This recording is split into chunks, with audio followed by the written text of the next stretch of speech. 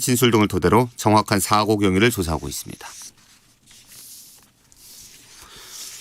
날씨입니다. 오늘 밤에는 전국이 대체로 맑겠지만 경기 동부와 강원 영서, 충북, 전북 동부, 영남 내륙에는 소나기가 오는 곳이 있겠습니다. 내일도 중부지방과 전북 경북에는 오후까지 돌풍과 벼락을 동반한 소나기가 내리고 우박이 떨어지는 곳도 있겠습니다. 강원 영동과 충청 내륙, 일부 호남, 대부분의 영남 지역은 대기가 건조하겠고 바람도 강하게 불겠습니다. 특히 강원 영동과 경북 북동 산지, 충남 북부 서해안에는 내일 오전부터 모레 오전까지 순간적으로 초속 20에서 25m 이상, 그밖에 전국 곳곳에도 초속 15m 안팎의 강한 바람이 불겠습니다.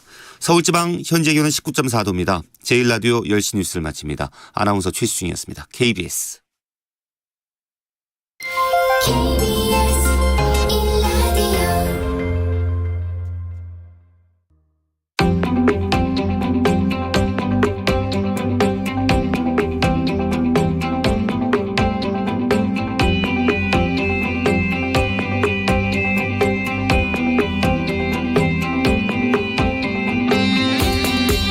김성환의 시사야.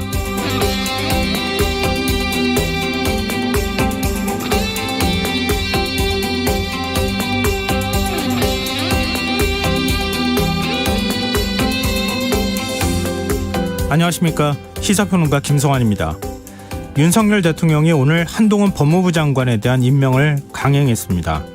정치권 안팎 개선 예정된 수순이었다는 얘기가 나오지만 윤 대통령이 국회 시정연설에서 국정 운영의 중심은 의회라며 초당적 협력을 강조한 지 불과 하루 만에 야당이 반대한 인사를 임명했다는 점에서 적지 않은 파장이 예상되고 있습니다.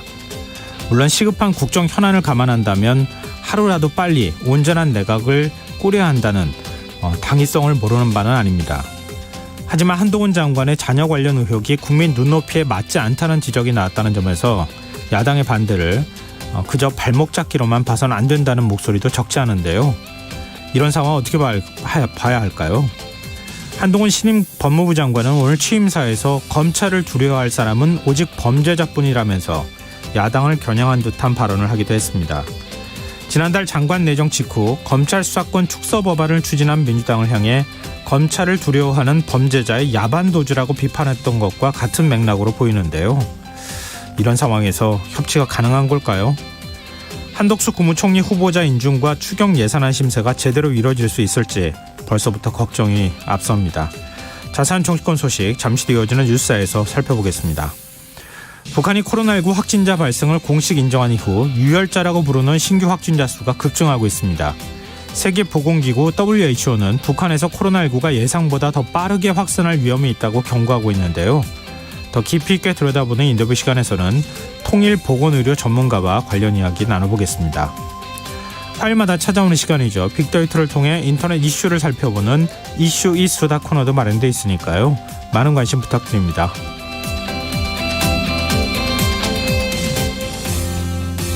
김성환의 시사에는 청취자 여러분들의 많은 관심과 참여 기다립니다. 방송 내용과 관련해 의견 있으신 분들은 문자 보내주십시오.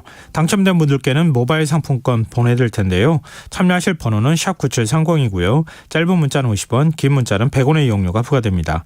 콩 게시판을 통해서도 무료로 참여하실 수 있고요. 콩 어플리케이션과 KBS 라디오 유튜브 채널을 통해서도 저희 방송을 실시간으로 시청 또 참여하실 수 있습니다. KBS 라디오 김성환의 시사야. 그럼 지금 시작하겠습니다.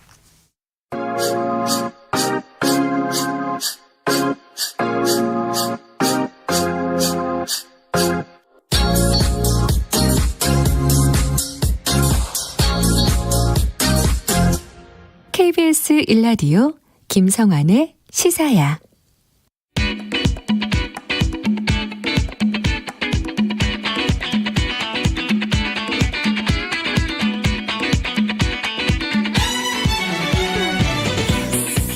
오늘 놓쳤던 뉴스 꼼꼼히 정리해드리는 뉴스야 시간입니다.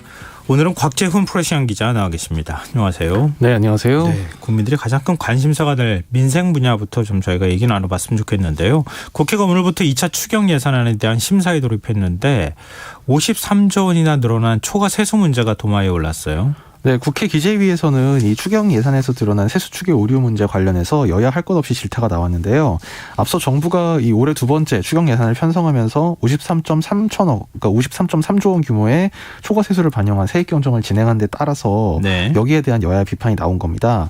민주당 양경수 의원은 세수 추계도 할 줄 모르는 기재부는 재정당국의 기본 자격도 없다면서 해체하고 다시 만들어야 하는 거 아니냐 이렇게 꼬집었고요. 같은 당 우원식 의원도 새 정부의 진상품 바치듯이 국민 세금을 속였다면서 재정 쿠데타라고 주장했습니다. 반면 국민의힘에서도 류성걸 의원이 세수축의 모형도 새로 만들고 인사도 했지만 그런데도 이렇게 오차가 난다는 얘기는 아직 뭔가 미흡한 점이 있다는 얘기다 이렇게 지적을 했습니다. 네. 이 정작 이 기재부의 수장인 추경호 경제부총리조차 그 정도 오차가 있는 건 쉽게 납득하기 어려운 부분이라며 국민께 걱정을 끼쳐드린 부분을 무겁게 받아들이고 있다 이렇게 개선을 약속했습니다. 이 국민의힘 그리고 정부 측의 반응은 이 경정 이전에 그러니까 53.3조 원 추가가 되기 이전에 이 말한 그 세입 그 추산이 네. 이전 정부에서 이루어졌다. 이 점 때문에 여기에 대해서 특별히 손해날 게 없다. 아마 이런 계산이 깔린 걸로 보입니다. 네.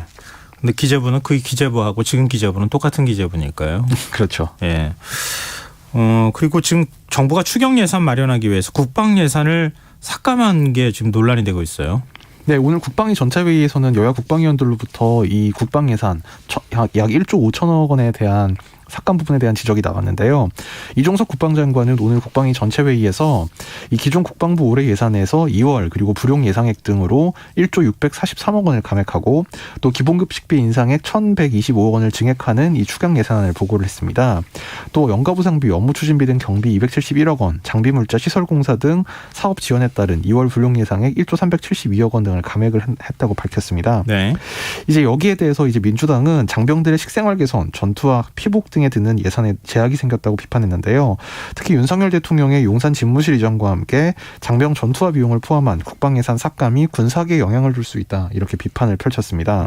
국민의힘에서도 강대식 의원, 신원식 의원 등을 중심으로 국방 예산 삭감에 대해서는 좀 우려를 표하기도 했는데요. 네. 이종섭 장관은 이에 대해서 장병들의 방탄 헬멧 등은 생산 능력 자체가 제한돼서 불가피하게 예산 집행을 할 수 없는 상황이라면서 이 장병들에게 직접 영향이 가는 건 아니라고 해명을 하고요. 또 올해는 불가피하게 사업이 그 코로나로 불가피하게 정상 추진되지 못한 부분이 많이 있다면서 이번 추경에 그 부분을 반영해주고 내년에 좀 더 많은 예산을 확보해 이 군사기에 부정적 영향이 가지 않겠다고 강조했습니다. 네. 추경호 경제부총리 겸 기획재정부 장관은 올해 추가로 추경 예산안을 편성하는 일은 없을 것이다. 이런 입장을 밝혔어요. 물론 이제 전제가 있기는 하지만. 네, 추경호 경제부총리 오늘 기재위 전체회의 출석 발언에서요. 코로나19가 다시 엄청나게 창궐하거나 대외로부터 엄청난 경제 쇼크가 있어서 대량 실업이 있지 않은 이상 올해 추경을 할 생각이 없다. 이렇게 밝혔습니다. 추 부총리는 추경 요건에 명실상부하게 부합하지 않으면 하지 않겠다. 이렇게 부연했는데요. 네. 이거는 이제 추경 요건이라는 거는 국가재정법에 규정된 뭐 대규모 재해 발생이라든지 경기 침체, 대량 실업, 남북관계 변화 등 대내외 여건의 중대한 변화 이런 걸 얘기합니다. 근데 사실은 뭐 지금 이제 초과 세수를 다 당겨 쓴 것이나 다름이 없잖아요. 만약에 추경을 또 편성한다고 하면은 적자 구차 발행이 불가피한 거 아니겠어요? 네, 그렇게 될 수밖에 없을 것 같습니다. 네. 지금 민주당 같은 경우에는 이번 세입 경정을 통해서 확보한 그 추가 세수분 거기에 대해서도 이제 그 중에 일부분은 원래 그 재정 관련 법에 따라서 국채 상환에 또 써야 되는 일정 부분이 예. 있는데요. 그중에 일정 부분도 지금 민생 예산으로 먼저 좀 쓰자 이런 주장도 하고 있기 때문에 네. 사실상 가용 예산 여력이 좀 이번 추경을 하고 나면 거의 없어졌다고 볼 것 같습니다. 봐도 될 것 같은데요. 뭐 지금 추경을 다시 편성할 일은 없어야 되는 거니까요. 어찌됐든 간에 이것도 뭐 나중에 상황은 좀 봐야 될 것 같기는 한데요. 국회 국토교통위 전체회에서는 원희룡 장관의 임명 문제로 뭐 회의 자체가 파행을 빚기도 했어요.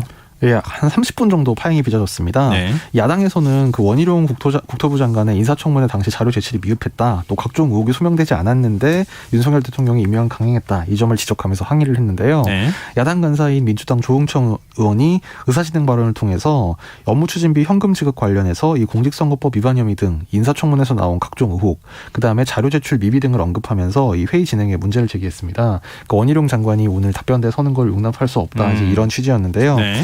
이에 대해서 여당 간사는 이 의사진행 발언이 심히 유감이라면서 원 장관은 성실하게 청문회에 임했다 이렇게 강조를 했지만 네. 이 여야 간사 발언이 끝난 후에 원희룡 장관 인사말이 시작되자 이 조응천 간사 등 야당 의원들이 일제히 퇴장하면서 한 차례 정회가 빚어졌습니다. 이후 약 회의는 30분 정도 만에 속개가 됐는데요. 원 장관은 야당이 제기한 장관 지명 후 이 지방선거 개입 의혹 관련해서 유감 표명을 했고요. 민주당은 장관을 상대하지 않고 국토부 차관을 상대로 질의를 진행했습니다. 네, 뭐 이 논란 앞으로도 계속될 것 같은데요. 당분간은 좀 걱정되네요. 그리고 윤석열 대통령이 어제 추경을 조속히 좀 처리해달라 이런 요청을 하지 않았습니까? 시정연설에서. 근데 민주당은 지금 어디까지 협조할 수 있다 이런 입장입니까? 일단 추경 처리 자체는 반대하지 않고 있습니다만 네. 민주당에서 내세우고 있는 몇 가지 조건이 있습니다. 이를테면 어제 윤 대통령 시정연설안이 어제 오전에 있었는데요. 어제 오후에 열린 그 민주당과 소상공인연합회 관련 그 정책 간담회에서 이 박지원 공동비대위원장이 정부 발표에서 빠진 수급 적용을 관철해야 한다. 그래서 손실보상법을 개정해서 2021년 7월 이전의 손실도 보상하도록 노력을 해야 한다. 이런 입장을 밝혔는데요. 네. 이 손실보상 부분, 그 다음에 이 아까 말씀드렸던 이 그 기재부의 세입 경정 관련 이제 이런 지적들에 대해서 민주당이 아직까지는 좀 비판적인 입장을 유지를 하고 있습니다. 네. 오늘 국회 운영위원회 전체회의가 열렸잖아요. 김대기 대통령 비서실장이 참석했는데 윤재순 총무비서관 문제가 논란이 됐어요. 네, 윤재순 총무비서관 문제 등 이 대통령실 인사 논란이 일고 있는 데 대해서 김대기 대통령 비서실장이 일부 언론이나 지적되는 부분에 대해 국민 눈높이에 어긋나는 부분이 있다. 이렇게 유감 표명을 했습니다. 김 실장은 윤재순 총무비서관 그리고 권성영 교육비서관, 김태우 국가안보실 1차장 등에 대해서 검증을 제대로 했느냐 야당으로부터 이 같은 지적이 나오자 네. 이 눈높이에 어긋난 부분이 있었다면서 거기에 대해서는 유감을 표명한다고 밝혔습니다. 또 윤 총무비서관이 검찰 재직 시절 성비위로 징계성 처분을 받은 것으로 알려진 데 대해서는 가벼운 경고를 받은 것으로 알고 있다. 이렇게 언급했습니다. 가벼운 징계를 받은 것으로 알고 있다. 가벼운 경고. 예, 경고. 예. 근데 윤 비서관이 과거에 쓴 시가 계속해서 논란이 되고 있는데 오늘 추가 문제 제기가 있었어요.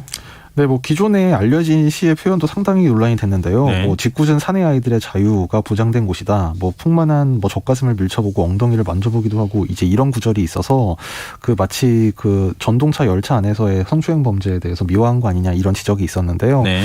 그 이 시에 이것이 이제 개정 버전이고 개정 이전 버전에서는 요즘은 여성 전용 칸이라는 법을 만들어 그런 남자아이의 자유도 박탈하여 버렸다나라는 구절이 있는데 이 구절 또한 왜곡된 성인식으로 비춰질 소지가 다분하다 이런 평가가 나왔습니다.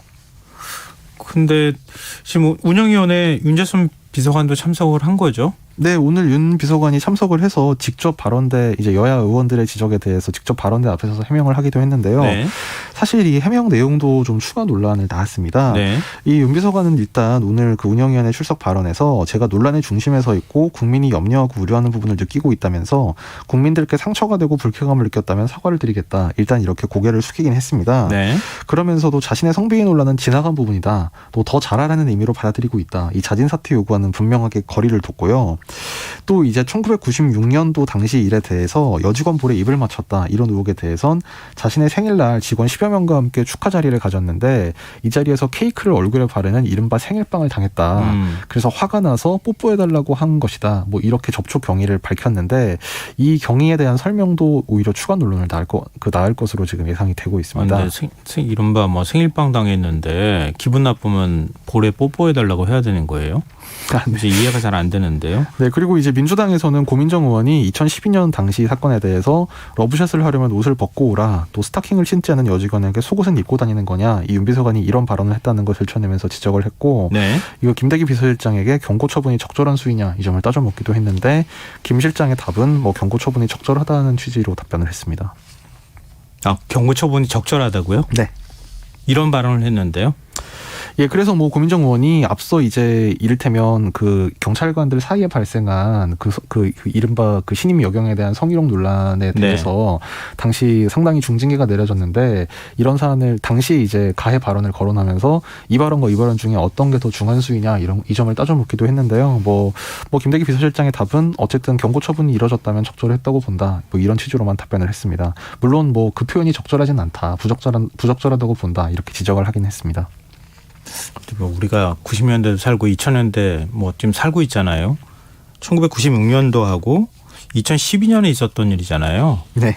근데 이런 발언이 그 당시에도 용인이 마치 된 것처럼 얘기하는 것 같은데 제 기억으로는 이 정도 발언은 용인 안 됐던 걸로 알고 있는데요.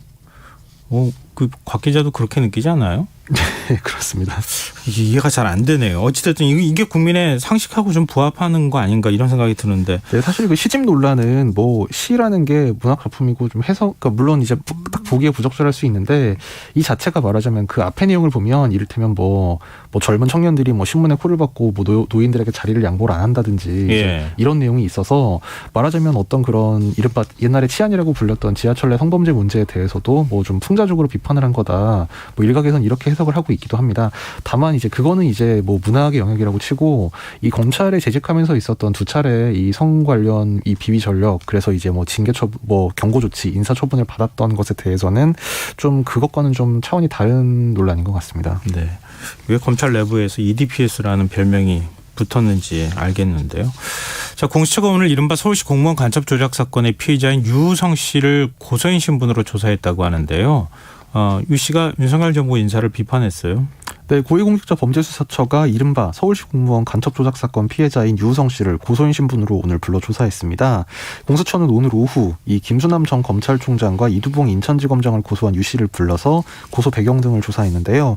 유 씨는 오늘 공수처에 출석하면서 당시 검사들이 어떻게 불법 행위를 저질렀는지 진술할 것이라면서 공수처가 실질적 조사를 통해 진실을 밝혀줬으면 좋겠다 이런 입장을 밝혔습니다. 유 씨는 또 간첩 조작 사건에 관여한 이 이시원 공직기강 비서관의 인사에 대해서 처벌할 사람을 공직기강 비서관에 임명한 걸 피해자로서는 받아들이기 힘들다. 지금이라도 사과하고 사임하는 게 맞다. 이런 입장을 밝혔습니다. 네. 또 이두봉 검사장이 검찰총장 후보로 거론되고 있다는 언론 보도에 대해서도 범죄자를 공직에 세우는 건 말이 안 된다. 이렇게 비판적으로 언급했습니다. 네. 그리고 또 오늘 한동훈 법무부 장관 그 임명을 윤석열 대통령이 강행할 것이냐 말 것이냐 이거 굉장히 관심사였잖아요. 근데 오후 들어서 좀 안 할 것 같은 분위기도 있었는데 한동훈 장관 후보자 그리고 김현숙 여가부 장관 후보자에 대한 임명을 강행했어요. 네, 사실 하루 종일 초미의 관심이었습니다. 네. 윤석열 대통령 출근길에도 기자들이 그렇죠. 기자 질문이 있었잖아요. 기자들이 출근길에 물어봤는데 검토해보겠다 이렇게만 답변을 했고. 예. 그 오후 5시, 4시가 넘도록 아무 소식이 없어가지고 네. 오늘 안 하는 게 아닌가라는 말이 잠깐 있었는데 네. 5시에 발표가 났습니다. 임명을 했다. 그래서 한동훈 법무장관, 김현숙 여성가족부 장관에 대해서 임명을 강행했다. 이것이 오후에 발표가 됐고요. 그래서 전체 18개 부처 가운데 그 2개 부처만 남겨놓고 16개 부처 장관 임명이 완료가 됐습니다. 남은 2자리는 이 김인철 후보자가 자진 사퇴한 교육부 장관 자리 그리고 지금 아직 보류가 되고 있는 정호영 복지부 장관 후보자 자리입니다. 네. 지금 벌써 6명을 임명 강행했다 이런 얘기가 나오는데요. 일단 정치권 반응은 어떻습니까? 네, 민주당에서는 이른바 협치는 끝났다면서 상당히 강하게 반발을 했습니다. 네. 민주당 신현영 대변인은 인사권은 대통령 고유 권한이지만 국민이 반대하는 인사는 반드시 실패할 수밖에 없다면서 국민과 이 막장 드라마를 아무 말 없이 지켜보지만은 않을 것이다.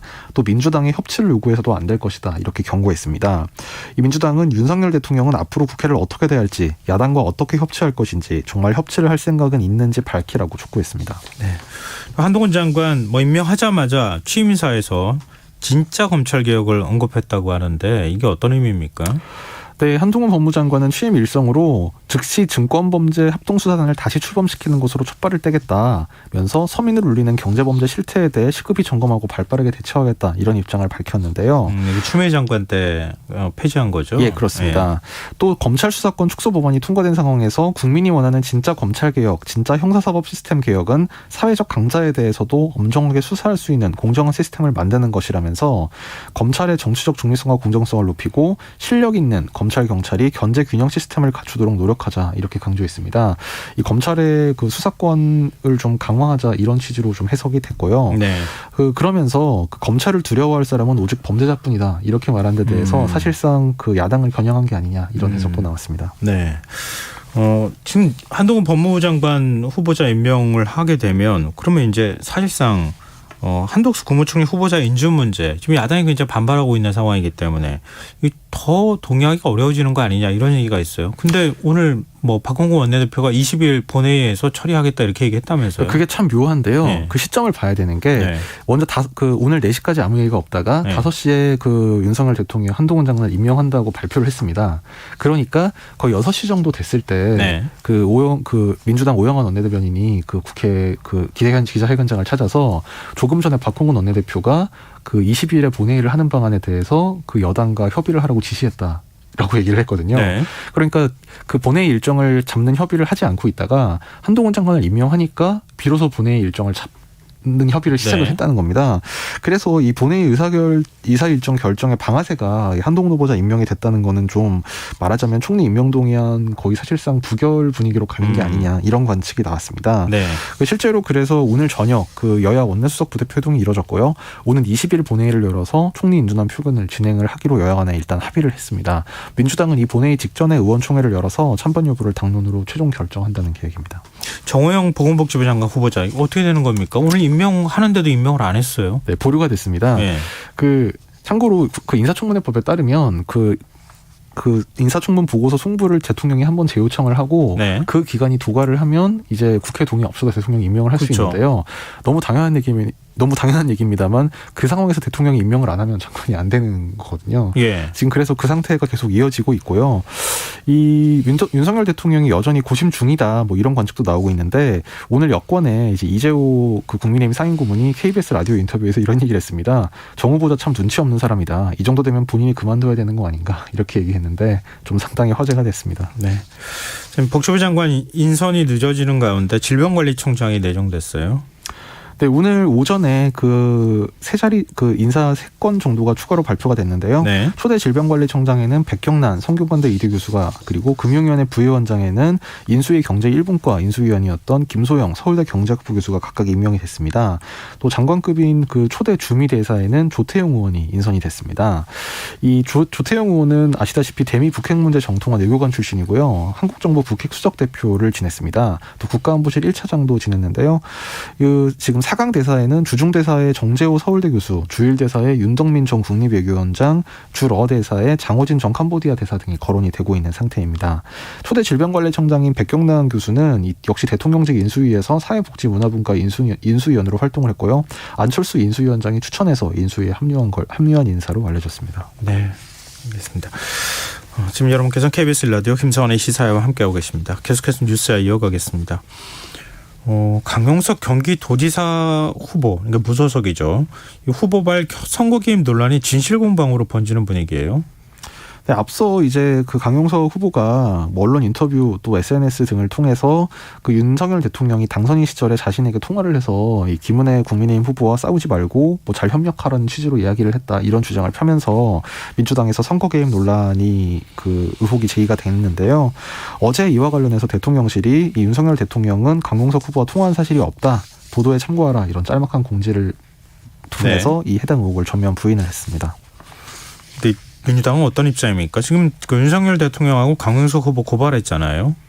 네, 그 김동연 그 민주당 그 후보 선대위의 백혜련 대변인이 오늘 윤석열 대통령은 무소속 강용석 후보와 전화통화 여부 진실 공방을 끝내기 위해 강 후보를 공직선거법 위반으로 고발하라 이렇게 요구를 하고 나섰습니다. 네. 백 대변인은 윤 대통령이 강 후보와의 통화 내용 공개로 다시 선거 개입 논란의 중심에 섰다면서 대통령실의 거듭된 반박에도 통화한 것이 사실이라는 강 후보를 그대로 둔다면 국민은 윤 대통령이 본격적으로 선거에 개입하려 한다고 판단할 것이라고 주장했습니다. 네.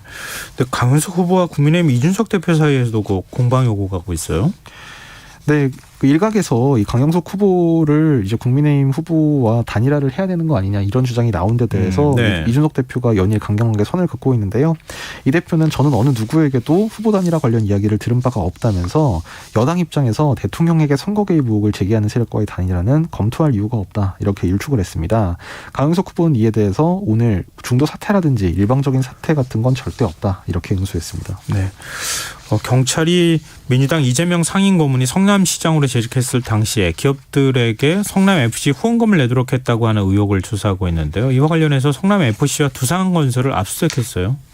네, 오늘 그 두산건설 그리고 성남FC에 대해서 오전 10시부터 약 8시간 반 정도 압수수색이 진행이 됐습니다. 네. 이 두산건설 본사 그리고 성남FC 구단 사무실 등의 수사관 16명이 투입이 됐는데요. 경찰은 이번 압수수색을 통해서 관련 문서 등 수사에 필요한 여러 자료를 확보한 걸로 알려졌습니다. 이번 압수수색은 검찰의 보안 수사 요구에 따른 것으로 이 지난 2일 성남시청 압수수색에 이어 이뤄진 두 번째 강제 수사입니다. 이 두산건설은 성남FC 측에 후원금을 제공한 기업 중에 가장 큰 이익을 얻었다는 의혹을 받고 있는데요. 이재명 전 지사가 시장으로 재직하던 지난 2015년에 분당구 정자동 병원 부지 3천여 평을 상업용지로 용도 변경하는 허가를 받았다는 게 이 의혹의 골자입니다. 네. 민주당 반응이 혹시 나왔습니까? 뭐 이번 수사 관련해서는 아직까지 뭐 구체적인 반응은 나오지 않고 있는데요. 네. 그 앞서서 이 지난달 4일에 경기도청 그리고 이달 2일에 성남시청을 압수수색을 한 바가 있는데 당시에도 민주당은 보복 수사 의혹을 제기하면서 강하게 반발을 했습니다. 당시 네. 윤호중 비대위원장은 수사기관이 벌이는 행태가 목불인견이다. 대선 후 국민이 걱정했던 전임 정부에 대한 탄압, 정치적 경쟁자에 대한 노골적 보복이 시작된 거 아니냐 이렇게 주장했습니다. 네, 알겠습니다. 오늘 뉴스 여기까지 하겠습니다. 지금까지 곽재훈 프레시안 기자였습니다. 고맙습니다. 감사합니다.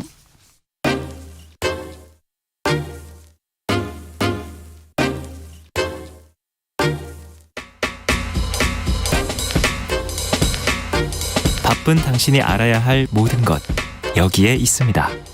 KBS 1라디오 김성환의 시사야.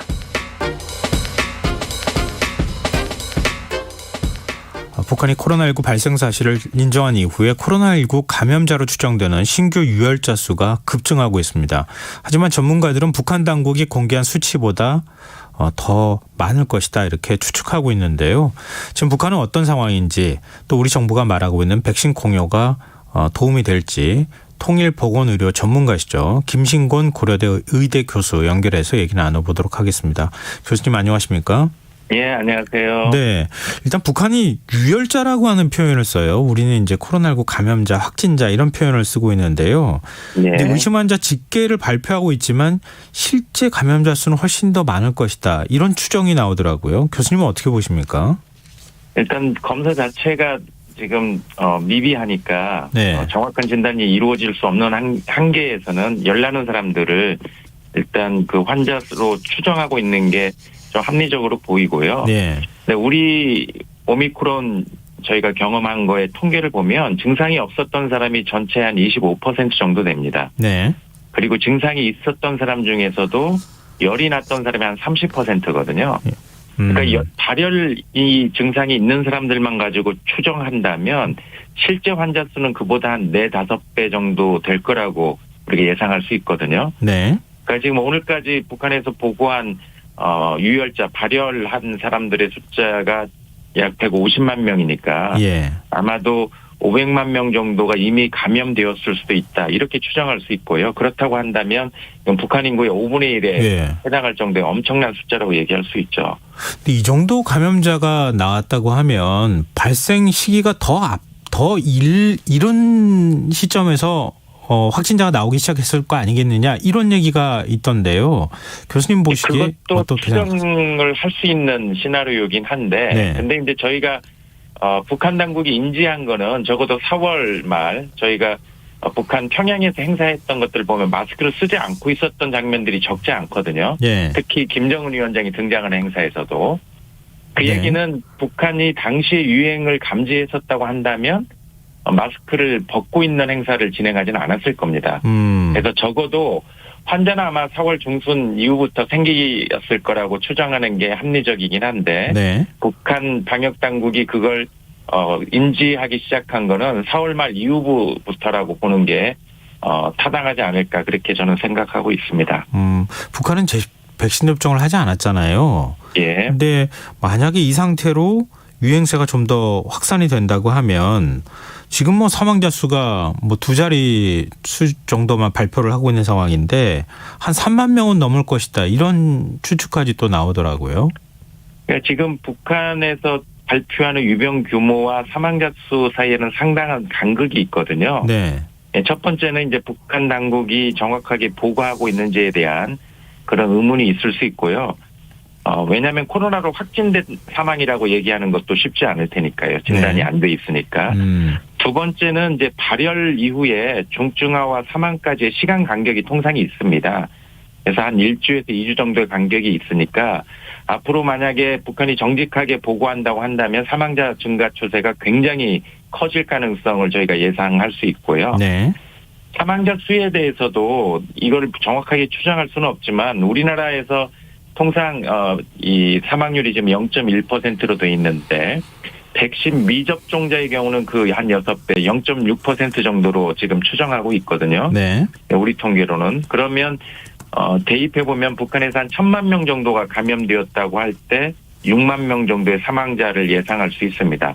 그런데 이것도 북한이 우리하고 비슷한 보건의료의 수준이라는 걸 전제하는 거니까 네. 우리보다 훨씬 더 열악한 상황이라는 거를 감안할 때는 그보다 더 많은 숫자가 생길 거라고 예상하는 게 더 합리적이라고 볼 수는 있겠죠. 지금 그 북한 주민의 경우에 영양 상태가 별로 좋지 않다 이런 조사 결과도 있잖아요. 뭐 WHO에서 조사한 거 보면은 40% 넘게 영양 상태가 좋지 않다 이런 게 나왔던 것으로도 알고 있는데요. 최근 들어서 북한의 영양 상태가 좋아진 건 맞습니다. 그러니까 예전처럼 영화에 굶어서 죽는 일들은 지금은 없는 것으로 그렇게 보고되고 있긴 한데 네. 그럼에도 불구하고 영양 상태가 좋지 않은 사람의 비율은 전체 국민의 40% 정도로 보고하고 있거든요. 네. 적지 않은 규모이죠. 이런 분들이 이 코로나 감염에 굉장히 취약한 사람이라고 얘기할 수 있고요. 예.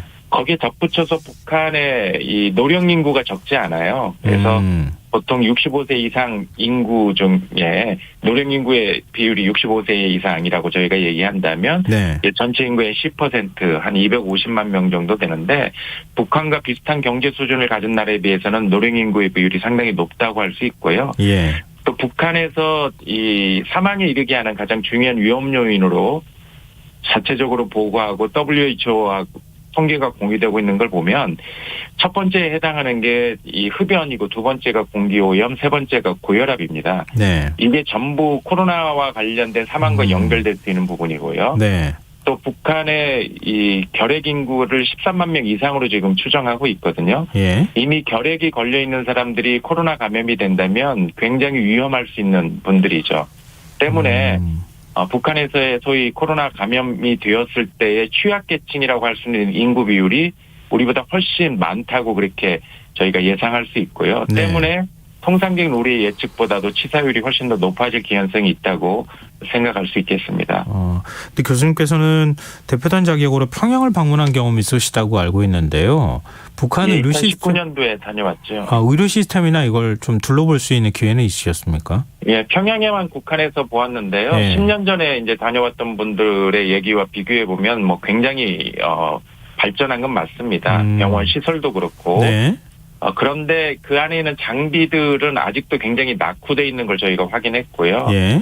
그리고 평양 종합병원 작년에 불과 7개월 만에 완공되긴 했지만 그 안에 들어가는 장비들은 지금 전혀 공급되지 못한 것으로 알고 있거든요. 네. 그러니까 결국은 환자들이 중증화된다는 얘기는 인공호흡기의 도움도 필요하고 또 음악 장비, 뭐 굉장히 중증 환자들을 치료할 수 있는 여러 설비들이 필요한데 그런 것들이 심지어는 평양이라 할지라도 굉장히 미흡한 상태이기 때문에 네. 이거는 굉장히 저는 심각한 상황으로 바라보고 있습니다.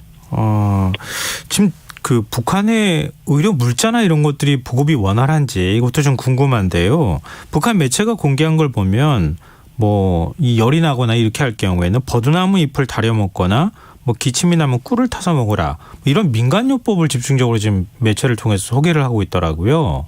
이건 어떤 의미로 해석하면 좋을까요? 북한이 사실은 지난 2년 반 동안 국가를 전체적으로 락다운을 했었거든요. 예. 육해공 다 막혀 있었고 중국으로부터 수입들도 굉장히 줄었고 의약품의 경우도 작년 하반기부터 일부 들어가기 시작한 걸로 나오고 있거든요. 네. 그러니까 전체적으로 의약품의 생산 자체가 이전에 비해서 굉장히 부족했을 가능성이 있고요.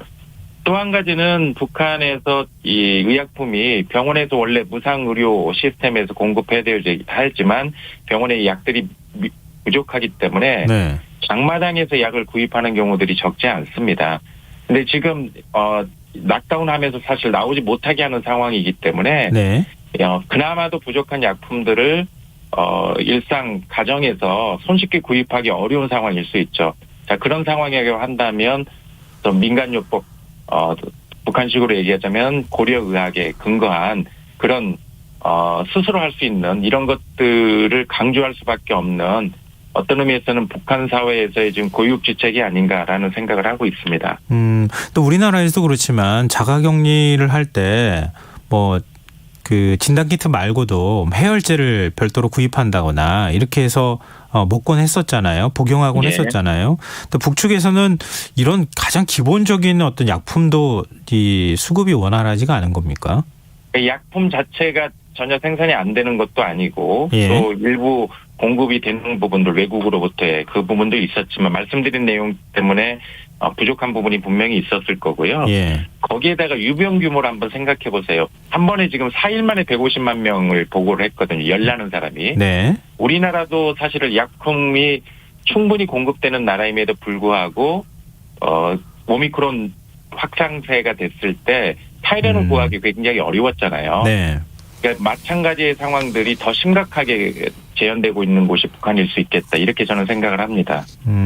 지금 김정은 위원장이 북한 매체가 공개한 영상을 보면 덴탈 마스크를 2겹을 겹쳐서 착용을 했더라고요. 예. 이건 마스크 수급도 원활하지 않다. 이걸로 해석해도 되는 그렇게 겁니까? 해석을 해야겠죠. 특히 이제 보건의료 일꾼이라고 그러죠. 북한의 병원에서 일하는 특히 중증 환자를 치료하고 케어하는 이런 분들도 사실은 좋은 마스크를 쓰지 않고 있는 경우들이 대부분이에요. 그 얘기는 사실 감염 위험이 굉장히 높은 보건의료인이 할지라도 물량 공급이 부족하다라고 저희가 이해할 수 있는 부분입니다. 지금 우리 정부가 백신이나 의료 방역용품 지원하겠다 이런 입장을 밝혔는데 북측은 아무런 지금 답변이 없는 상황인데요. 근데 백신을 줘도 북측에서는 콜드체인 같은 게 없기 때문에 백신을 보관하고 접종하기 어려울 것이다. 이런 이제 일각의 의견이 있던데요. 교수님은 어떻게 보십니까? 메신저 RNA 백신 같은 경우는 이제 특별한 콜드체인들이 필요하기 때문에 만약에 공급한다면 그게 패키지로 가야 될 거고요.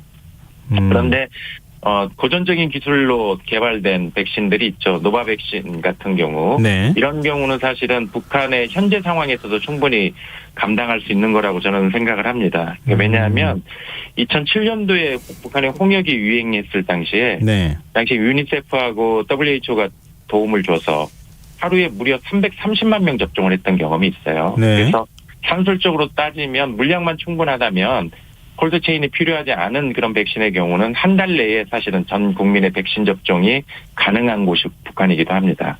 아, 그렇군요. 근데 일각에서는 또 북한의 인프라가 아주 열악하기 때문에 백신 부작용이 발생했을 경우에 그 부작용 치료를 엄두를 내지 못하기 때문에 백신 지원에 그 지원받는데 소극적이었던 거 아니냐 이런 얘기도 있더라고요. 근데 메신저 RNA 백신은 저희가 인류 역사상 처음 만든 거고 처음 경험한 거니까 그렇지만 네. 북한이 홍역뿐만 아니라 이 비형 간염 백신도 그렇고 여러 가지 백신들의 경험들이 많았던 나라고요.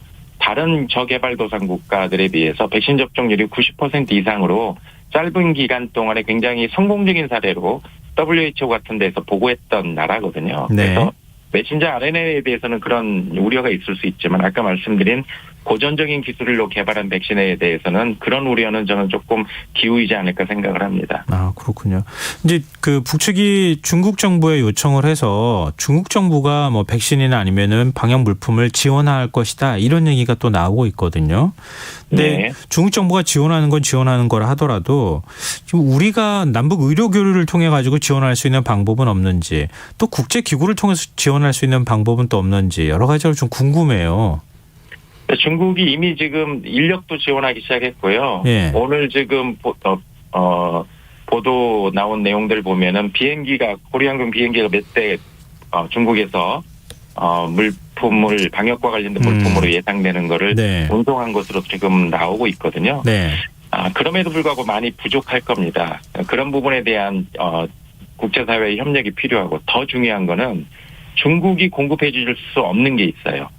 중국이 공급해 줄 수 없는 게 대표적인 게 코로나 치료제, 네. 팍스로비드 같은 거거든요. 네. 이 팍스로비드는 미국 파이자에서 개발한 거고 상당히 고가의 약제이긴 하지만 고가이기 때문에 소득 국가, 경제적으로 어려운 나라에서 그 구입하기 어렵거든요. 네. 그래서 화이자가 한시적으로 특허를 유예하고 소위 제네릭이라고 하죠.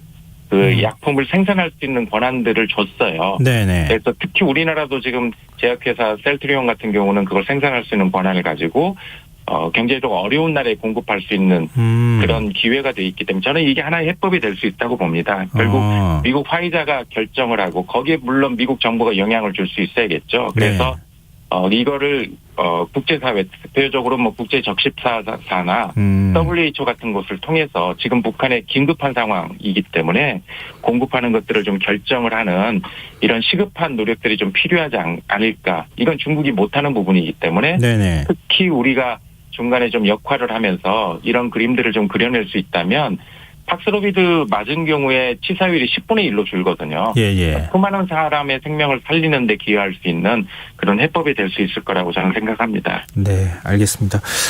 지금 그 말씀하셨던 것처럼 복제약을 우리가 만들어서 그걸 북측에 치료제를 전달해 주는 게 굉장히 효율적인 어떤 지원 방법이 될 것이다.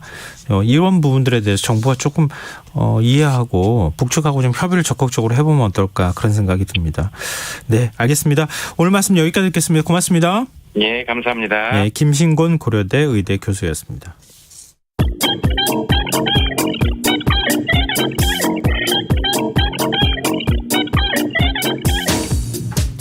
빅데이터로 인터넷에서 화제가 되고 있는 이슈를 살펴보는 시간입니다. 이슈 이수다. 빅데이터를 읽어주는 남자 김덕진 미래사회 IT연구소 소장 스튜디오에 나와 계십니다. 안녕하세요. 네, 안녕하세요. 반갑습니다. 김덕진입니다. 네, 한 주간의 이슈.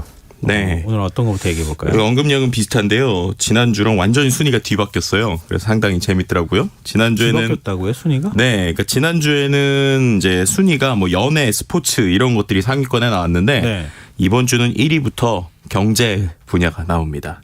좀 무거운데요? 네, 이번 주 좀 무거운 내용이 많아요. 네. 예를 들면은 이제 주요 키워드는 경제 분야에서 역시 하락입니다.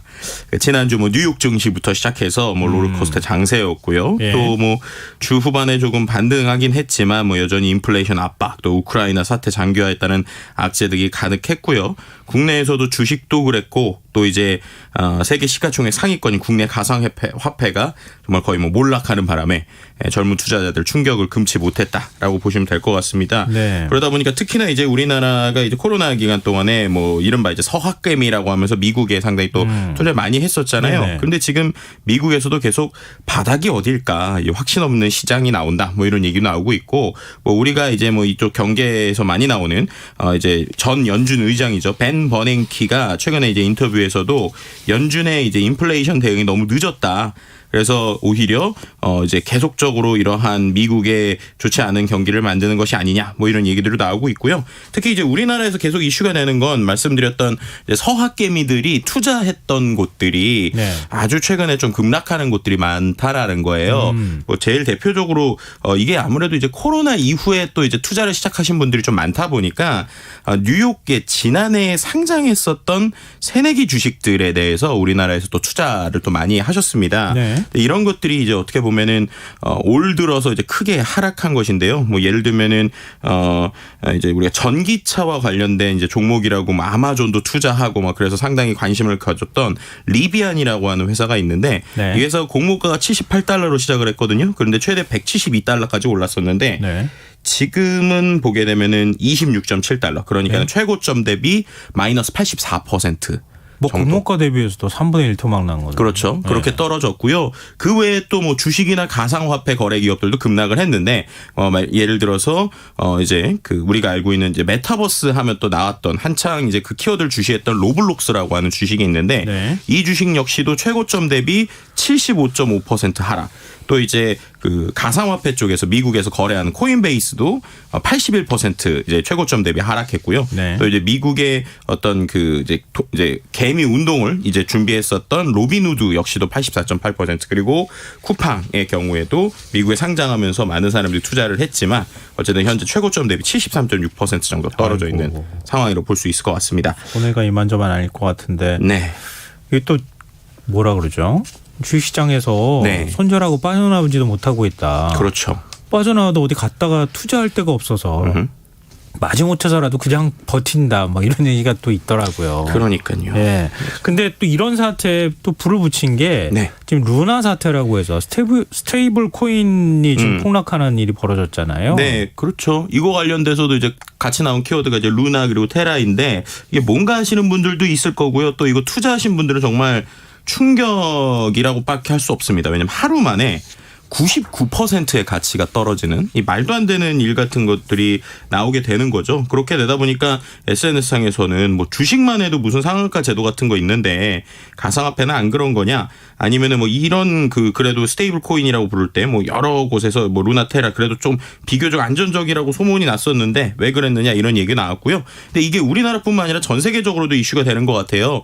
예를 들면 블룸버그에서 이런 얘기까지 하는 겁니다. 이제 몇 달 뒤에 네. 이번에 있었던 사태가 터졌다면 이거는 2008년에 있었던 세계 금융위기 정도로 번질 수 있었던 문제다라고 얘기하고 있고요. 네. 하지만 이제 지금 타이밍에 터져서 오히려 가상화폐 시장 전체가 망하진 않았고 아슬아슬하게 피했다라고 하는 표현까지 썼게 됐습니다. 그만큼 이제 이번에 있었던 사건이 상당히 좀 어떤 전체 암호화폐뿐만 아니라 어떤 금융시장 전체에도 충격을 줬다라고 할 수 있을 것 같고요. 이제 해외 이제 외신 같은 경우는 상당히 좀 공격적으로 예를 들면 이건 거의 뭐 사기다 아니면은 어떤 폰지 사기다라고 하는 의미들을 계속 이야기하고 있는 상황인데요. 근데 그런 상황에서 어쨌든 이 지금 그 루나 그리고 테라를 설계한 한국인 이제 권도영 씨가 있습니다. 대표가 네. 이제 권도영 대표가 이것에 대해서 뭔가 이제 개선을 하겠다고 얘기를 하면서도 지금 사람들의 분노를 일으키는 건 새로운 블록체인을 만들겠다. 즉 새로운 토큰을 또 만들겠다라고 얘기를 하다 보니까 사람들이 이거 정말로 뭐 고치려는 의도냐 아니면은 뭐 이제 소위 말해서 전 세계에 있는 사람들에게 돈 장난을 한 것이냐 이런 것들에 대한 좀 분노가 지금 계속적으로 쌓이고 있는 상황이다. 뭐 이렇게 설명드릴 수 있을 것 같습니다. 네, 저도 참 오래간만에 가상화폐 시장 뭐 투자도 안 하지만 네. 관심을 끊었다가 오늘 이런 뉴스 때문에 한번 봤더니요. 루나가 가격이 0.00017달러더라고요.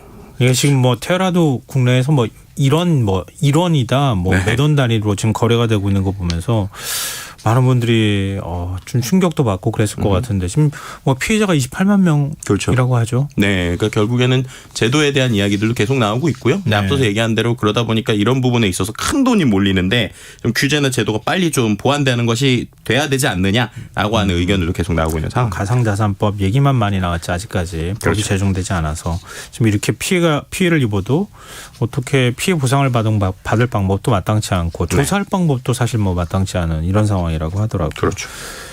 네, 자, 2위 주제로 가볼까요? 네, 2위도 이제 정치 분야이고요. 2위 같은 경우에는 키워드는 이제 용산 그리고 출퇴근이라는 키워드입니다.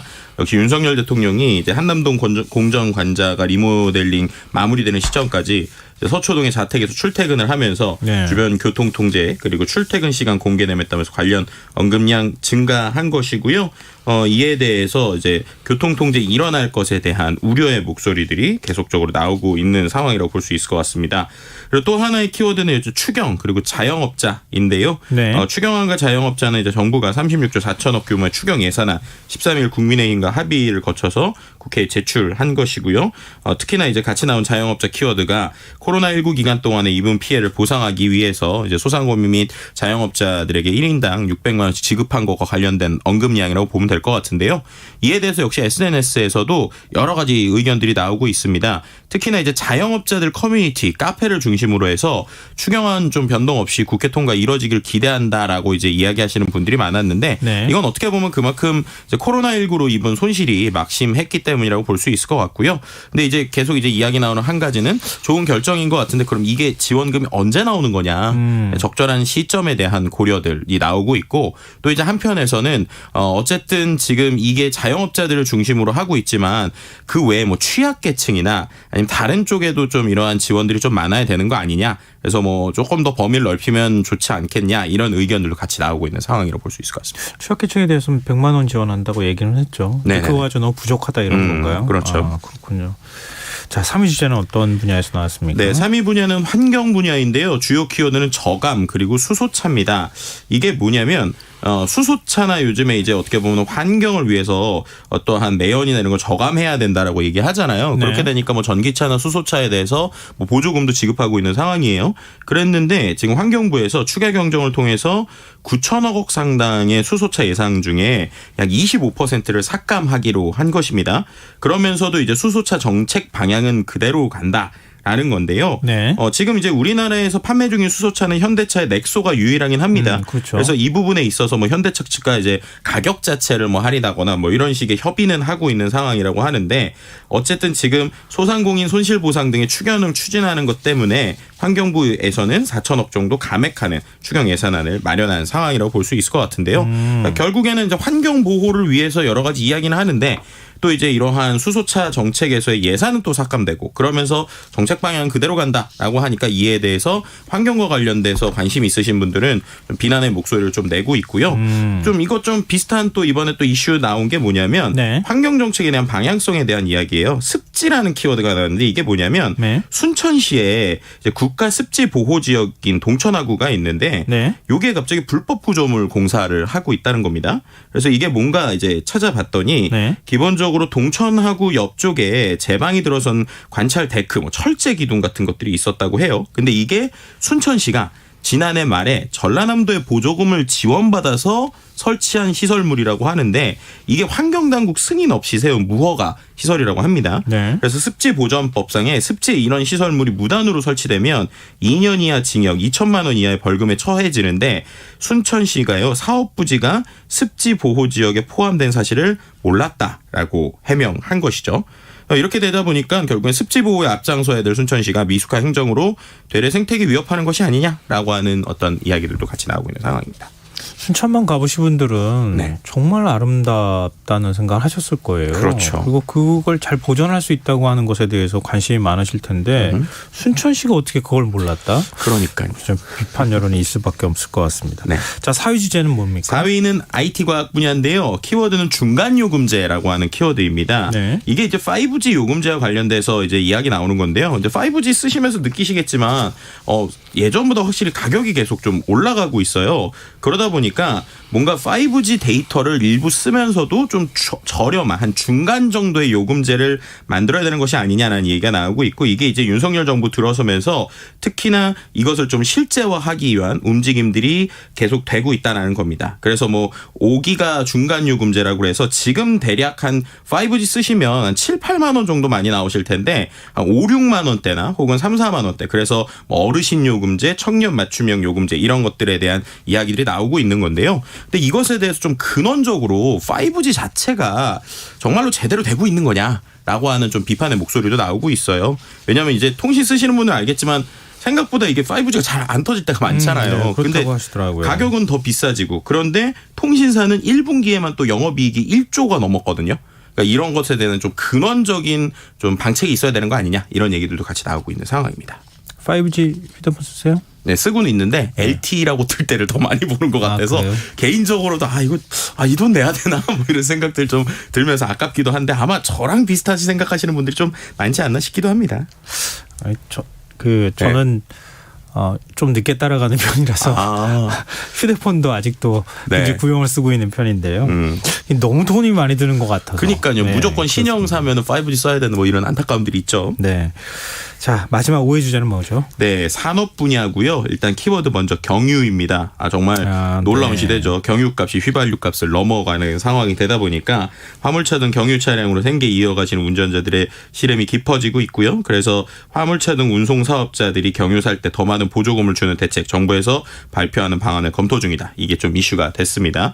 또 하나의 키워드는 먹튀라는 키워드인데요. 먹튀요? 네, 이게 뭐냐면 최근에 이제 네일샵이나 여러 곳들 보면 회원권이라고 그래서 미리 선금을 넣어놓고 네네. 그다음에 하는 것들이 네. 많잖아요. 그런데 이렇게 고객에게 네일샵 회원권 판매한 다음에 돈만 받고 잠적하는 이른바 먹튀 범죄가 기승이라고 합니다. 광주의 한 대형마트에서 수십만 원 상당의 회원권을 많은 사람들이 결제를 했는데 갑자기 대형마트의 입점이 끝났다라고 하면서 네일샵 대표가 회원들에게 통보도 없이 문을 닫고 사라진 것이고요. 피해 고객이 200명이 넘게 추산이 됐는데 네. 7개월째 잠적하다가 지난 4월에 폐업 신고까지 했다고 해요. 그러니까 이런 부분에 있어서 도의적인 차원의 구제책 마련돼야 되는 것이 아니냐 이런 얘기들 나오고 있습니다. 네, 오늘 이슈의 수다 여기까지 하겠습니다. 지금까지 김덕진 미래사회 IT연구소 소장과 함께했습니다. 고맙습니다. 네, 감사합니다. 김성환의 이사야 1부 순서 여기서 마무리하겠습니다. 전 11시 정각 2부에 다시 찾아오겠습니다.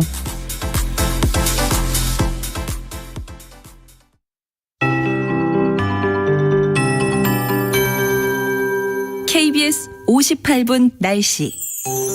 내일은 전국이 가끔 구름 많겠습니다.